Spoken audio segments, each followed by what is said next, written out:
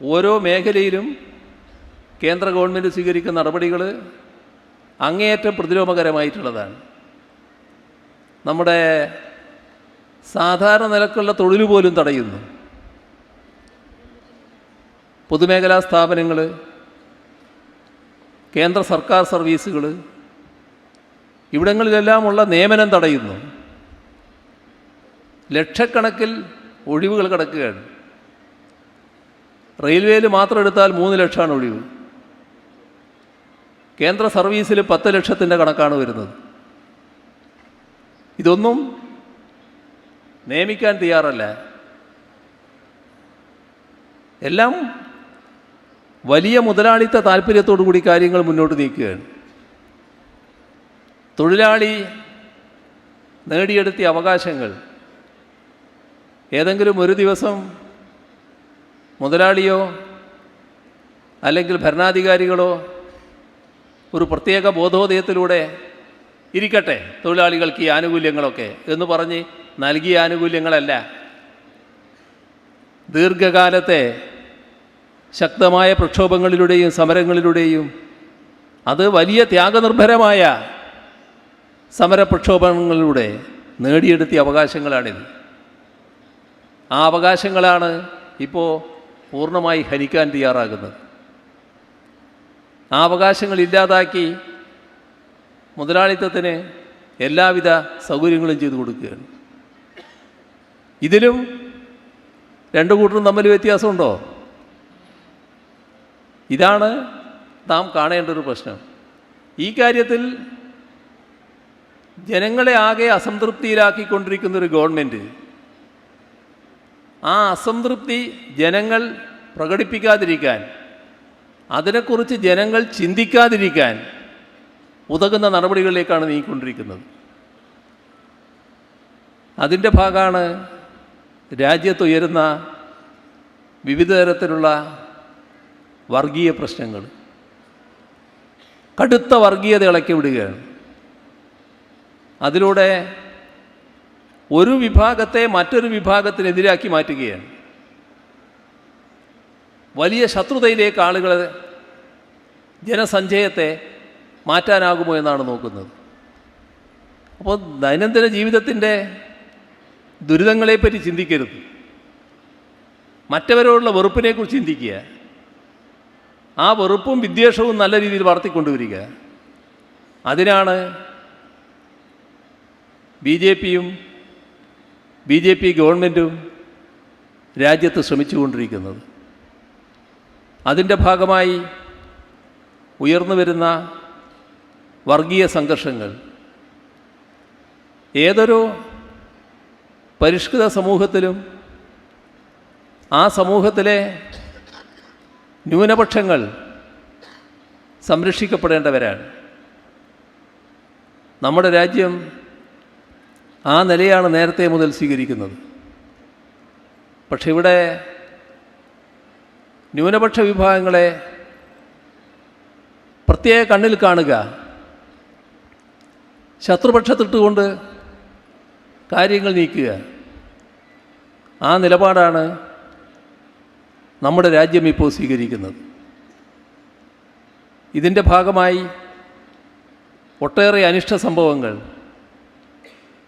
ഇന്ത്യയിലെ പ്രബലമായ 2 ന്യൂനപക്ഷം, ഒന്ന് മുസ്ലിമും മറ്റൊന്ന് ക്രിസ്ത്യാനിയുമാണ്.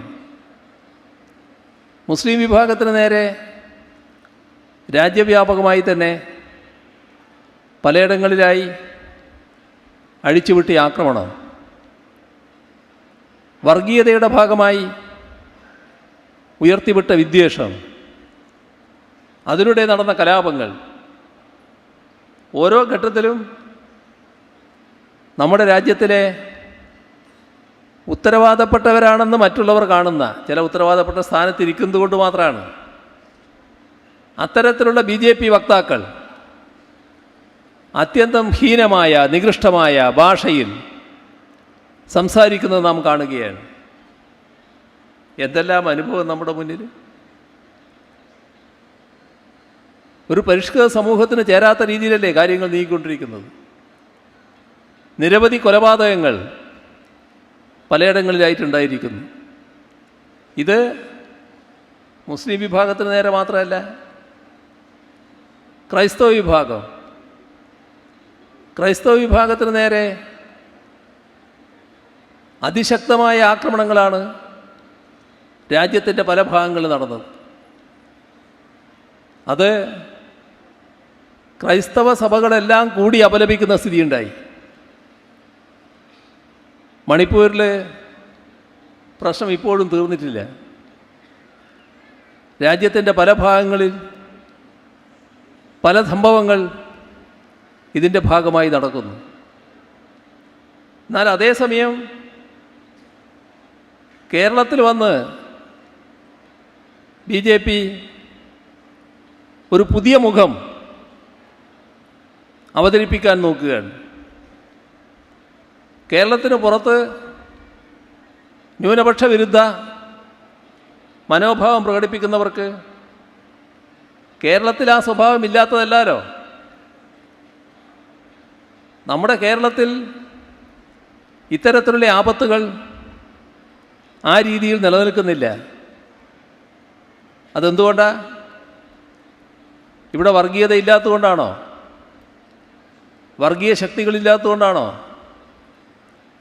നമ്മുടെ ചില വർഗീയ ശക്തികൾ അവരുടെ ഏറ്റവും നല്ല രീതിയിലുള്ള സംഘടനാ ബലം കേരളത്തിലാണ് എന്ന് അവകാശപ്പെടാറുണ്ടല്ലോ. പക്ഷേ അവർക്കിവിടെ തലപൊക്കാനാവില്ല. തലപൊക്കിയാൽ ഇടപെടാൻ സംവിധാനമുണ്ട്. ഗവൺമെൻറ് ഇടപെടും. അതിൻ്റെ ഭാഗമായി വർഗീയ കലാപങ്ങൾ ഒഴിവാക്കാൻ കഴിഞ്ഞിട്ടുണ്ട്. വർഗീയ ശക്തികൾ കഴിഞ്ഞാടാൻ കഴിയുന്നില്ല. അതിലൂടെയാണ് നാം നാട്ടിൽ കാണുന്ന ശാന്തിയും സമാധാനപരമായ ജീവിതവും ഉറപ്പുവരുത്താനായിട്ടുള്ളത്. അത് കേരളത്തിൻ്റെ പ്രത്യേകതയാണ്. ആ പ്രത്യേകതയിൽ നിന്നുകൊണ്ട് പുതിയ മുഖം ഇവിടെ അവതരിപ്പിച്ച് കുറച്ചെങ്കിലും ക്രൈസ്തവ വിഭാഗത്തിൽപ്പെട്ടവരെ തെറ്റിദ്ധരിപ്പിക്കാൻ കഴിയുമോ എന്നാണ് BJP നോക്കുന്നത്. എന്നാൽ കേരളത്തിലുള്ള ക്രൈസ്തവ വിഭാഗം എന്ന് പറയുമ്പോൾ കേരളത്തിലുള്ള ആരും കേരളത്തിൽ മാത്രം ഒതുങ്ങി നിൽക്കുന്നവരല്ലോ. അവർ ഈ രാജ്യത്തെല്ലായിടവുമുണ്ട്, ലോകത്തെല്ലായിടവുമുണ്ട്. രാജ്യത്തിൻ്റെ എല്ലാ കാര്യങ്ങളും ഇവർ മനസ്സിലാക്കുന്നുണ്ടല്ലോ.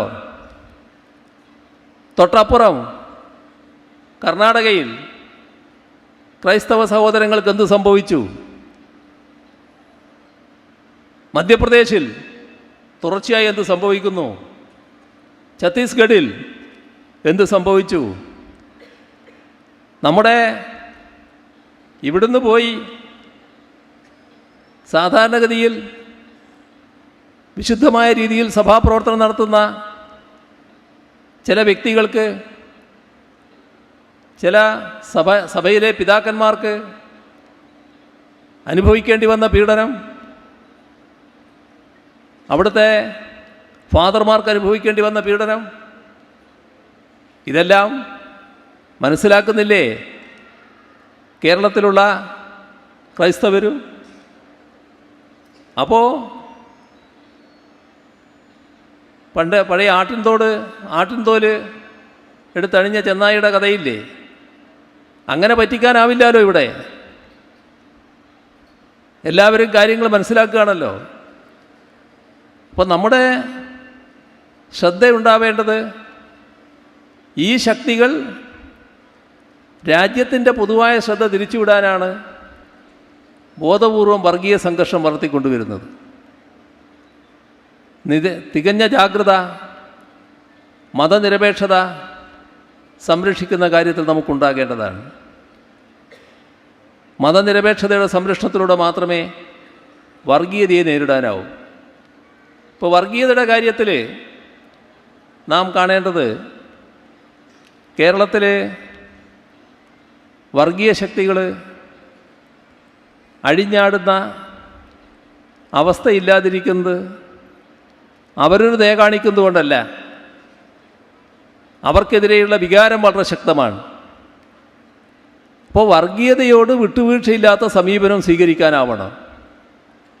മതനിരപേക്ഷമാണ് എന്ന് പറഞ്ഞതുകൊണ്ട് മാത്രം അത് പോരാ. ഇപ്പം മതനിരപേക്ഷമാണ് എന്ന് അവകാശപ്പെടുക, അതേസമയം വർഗീയതയുമായി ബന്ധം സ്ഥാപിക്കുക. എന്താ അതിൻ്റെ അർത്ഥം? അല്ലെങ്കിൽ എന്താണ് അതിൻ്റെ ഫലം? നിങ്ങൾ ബന്ധം സ്ഥാപിക്കുന്ന വർഗീയ ശക്തി ഏതാണോ അവർക്ക് അതിലൂടെ നല്ല അവസരം ലഭിക്കുകയാണ്.